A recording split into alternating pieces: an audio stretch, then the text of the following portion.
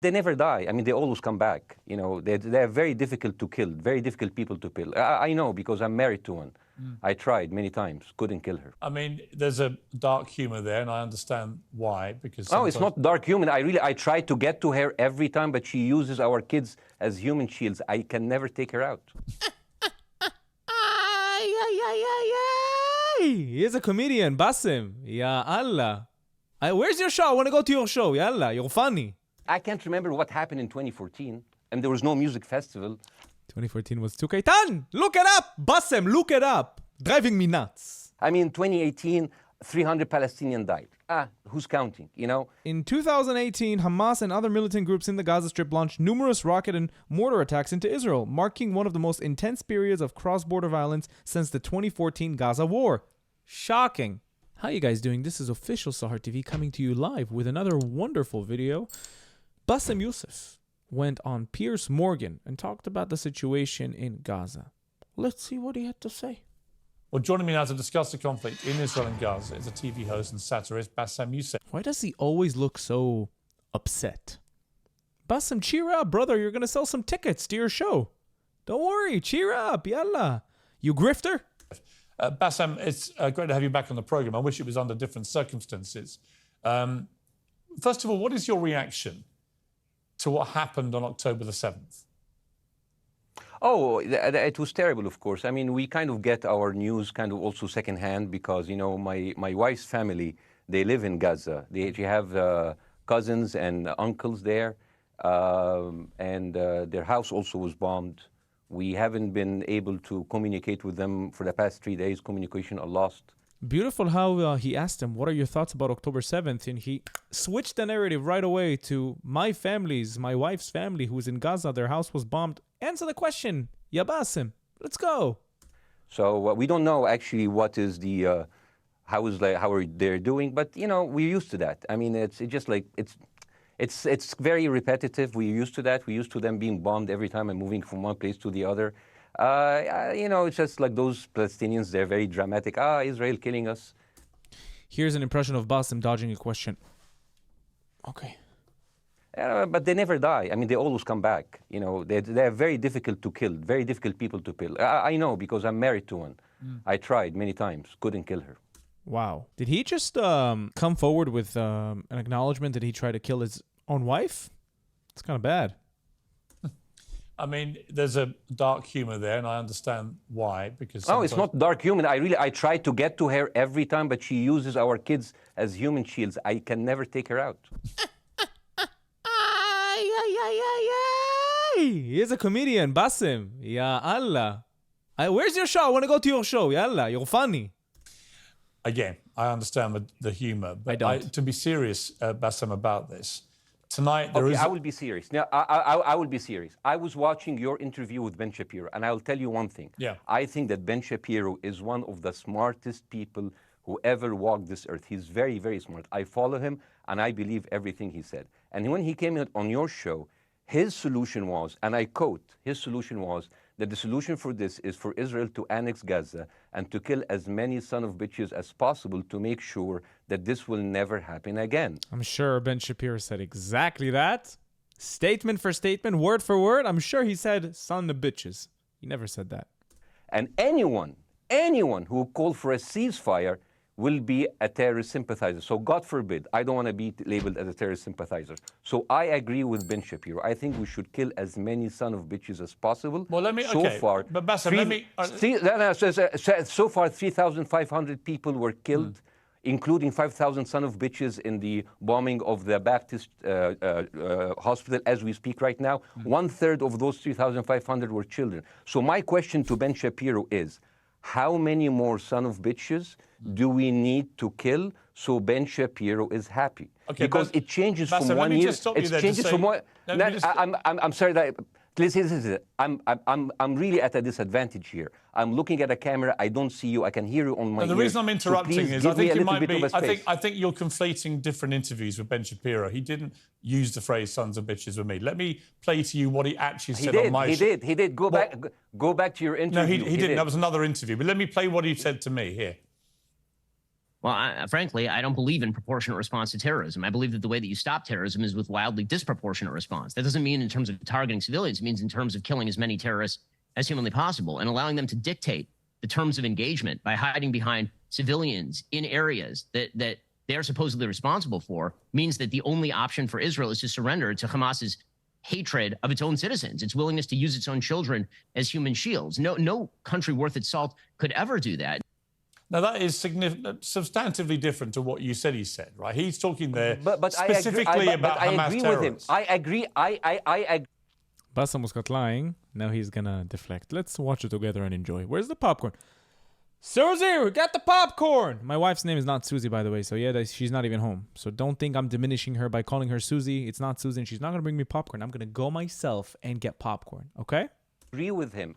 The thing is, the question is, what is a proportionate response? Because it has been different from one tier to another. So if you look to this graph, for example, this is the death of Israeli and Palestinians, and it's changing from one year to year. It's like fluctuating like crypto. So my question is today... Let me talk to you about this chart for a second before Bassem, the Haiwan Lyle, talks to you and gives you some more false information.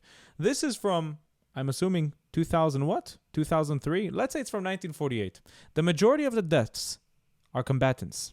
The majority of the deaths are combatants. And when the IDF goes and retaliate against them, they still use human shields.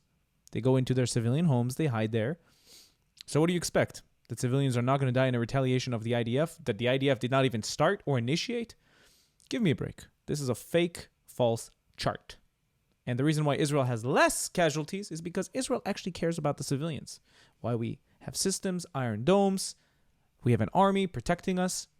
They just have terrorism and barbarism. What is the going rate today for human lives? I mean, 2014 was a great year for Ben Shapiro. 88 Israelis were died, and there was 2,329 Palestinians killed on the other side. In case you forgot, Gaza fired thousands of rockets into Israel during 2014. It was a war. Tzuk That's what they did. But he's not going to mention it that they fired rockets into Israel and then Israel retaliated. He's not. He wants to mess with your head. That is one Israeli for 27 Palestinians. That is a very good exchange rate. What I'm saying is, what is the exchange rate for today? You guys will be happy. That's my question. Well, it's not me, guys. I'm not on either side. No, not you. Like when I say you guys, I say like the people on the other side of that. I know that you don't think like that, Piers. You're one of the good guys. But let me tell you something. I mean, the reason that I'm using this is that, I mean, I can't remember what happened in 2014, and there was no music festival. 2014 was Tzuk. Look it up! Bassem, look it up! Driving me nuts. But there must be something. I mean, they must do something. It is their fault. It has to be something. I mean, 2018, 300 Palestinians died.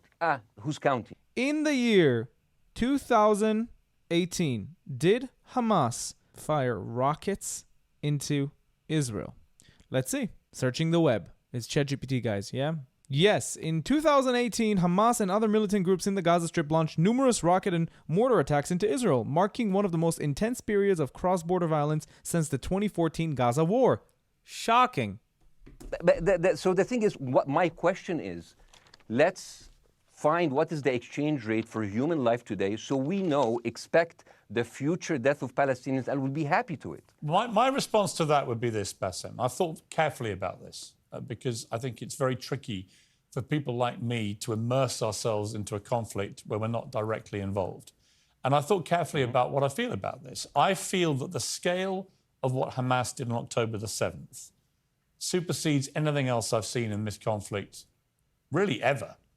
The savagery, the butchery, the slaughter of 1,300 people, the shooting of babies. He's going to be sarcastic again, Bassem, and I feel it, I smell it. Kidnapping of grandmother and so on. So if we can agree on that, which I think is inarguable, then the question then becomes, again, about proportion. I don't disagree that there's been a lot of bad stuff on both sides going back historically for decades. But if we agree that this was on a different level altogether, quite deliberately by Hamas, designed to provoke.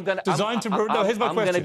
Let me ask you a question. And the question, because you raised it earlier about proportion. I honestly don't know what the proportionate response is. I honestly don't. I don't. I've been watching the airstrikes this week thinking... So what's your question? Well, I would ask you, if you were Israel, what would you... If I was Israel. If you were Israel and that had happened to you, what would you think would be the appropriate He's going to give a sarcastic response. We're going to kill them all. way for the country to respond? I would do exactly like Israel did, kill as many people as possible since the world is letting me do it. I mean, I can do it because I can, you know. But the thing is, like, you know what? I agree with you. And you know what? I'm going to be even ahead of you because I see the question coming. Do you condemn Hamas for the atrocity? Yes. This is Bassem dodging another question. I condemn Hamas.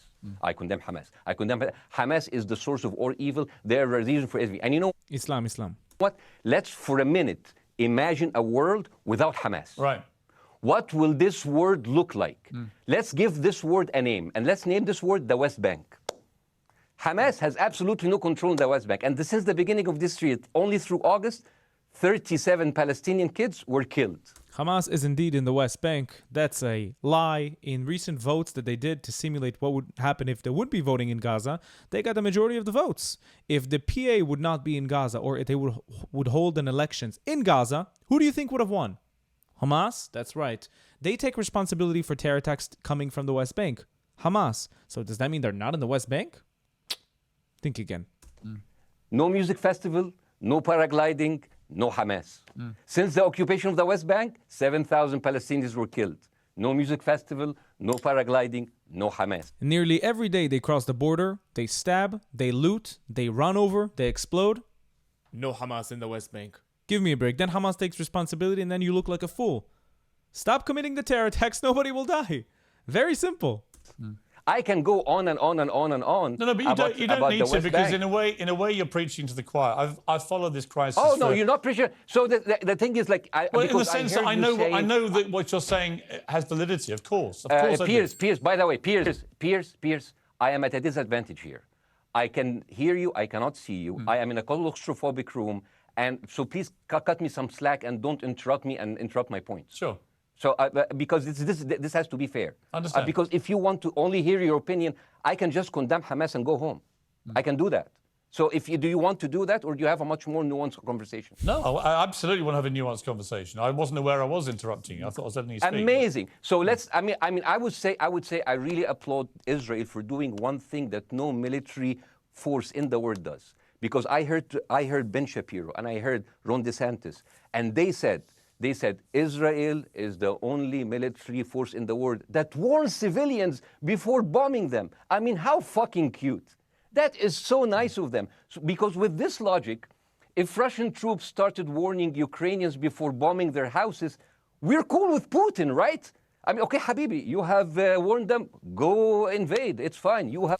No, Bassem, you are confusing many things. They don't warn the civilians to leave and then they bomb the civilians. They warn the civilians that their homes are going to be bombed because Hamas uses them as military infrastructure to hide ammunition and weapons. And then they tell them to leave so they don't die. So your wife's family can actually stay safe and keep living. That's why they do it. Because that's what's required according to international law. And we follow it. Yeah? Yeah. Done your job.